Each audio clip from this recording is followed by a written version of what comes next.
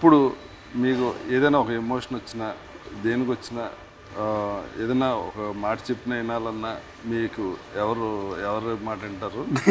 మీ మాట వింటారు, అందుకే మీరు చాలా జాగ్రత్తగా చెప్తారు. ఎక్కువ చెప్తే మళ్ళీ వినడం మానేస్తాడు ఎందుకు తెలుసు కదా, మూడ్ స్వింగ్స్. ఆ క్వశ్చన్ చెప్తే నా పేరే చెప్తారు మీరు. అండ్ మా డాడీ ఏంటంటే పర్సనల్గా చెప్తారు ఆయన. అంటే మెంటల్ పీస్ కోసం అరే మెడిటేషన్ చెయ్యి, ఒక హిప్నోటిజం మీద ఉంటుంది విను, అది వింటూ పడుకో, అదే కొంచెం మెంటల్ పీస్ ఉంటుంది, ఇలాంటివి చెప్తూ ఉంటారు తప్ప ప్రొఫెషనల్గా అసలు ఆయనకేం తెలియదు. So he doesn't involve in that. But నేను బేసిక్గా వినేదైతే మీరు చెప్తాను. ఈ సినిమా వరకు టైటిల్ బాగుంది, భలే ఉన్నదండి. సినిమా కూడా చూడగానే భలే ఉందని అనిపిస్తుంది.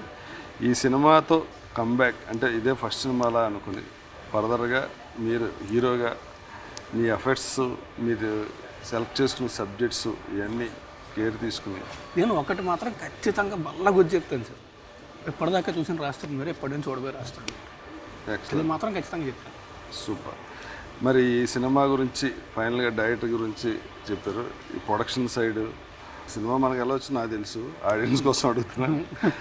ఈ సినిమా ఫస్ట్ మనకి మారుతి గారి ద్వారా వచ్చింది, పాయింట్ కూడా మారుతి గారు చెప్పి డైరెక్టర్ గారితో డెవలప్ చేయించి చెప్పినప్పుడే మనం దీన్ని ఇది బాగుంది. తర్వాత అవును, డైరెక్టర్ గారు మనకి ఈ సినిమాకి ఆ డైరెక్టర్ దొరకడం అదృష్టం నిజంగా చాలా. నేను తర్వాత మారుతి గారు పాయింట్ చెప్పేసిన తర్వాత జహీరాబాద్లో షూట్ అవుతున్నప్పుడు నాకు చెప్పారు, అలాగే శివసాయి అబ్బాయి వస్తాడు కథ చెప్తాడు అని చెప్పాడు. అని చెప్పిన తర్వాత వెంటనే మారుతి గారు ఫోన్ చేసి చెప్పాను, ఈయన డైరెక్టర్ అయితే మాత్రం డూయింగ్ దిస్.